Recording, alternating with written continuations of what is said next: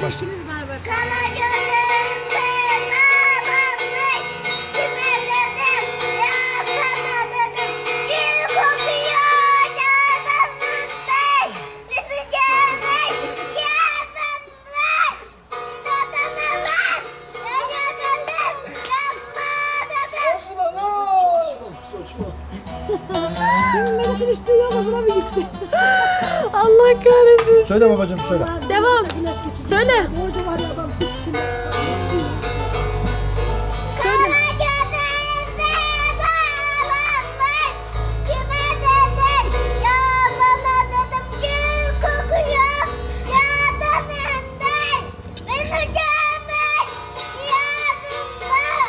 İnadına lan. Ya dedim yapma dedim. Tekrar hadi. Tekrar hadi.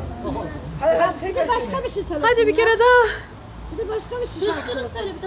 Evet. Hadi. Hıçkırık tuttu beni. Tuttu da kuruttu beni. Hadi.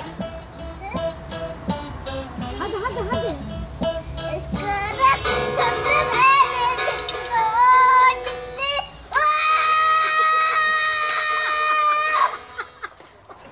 Ne yapıyorsun lan? Ezan okunuyor. Şimdi dur. Tamamdır.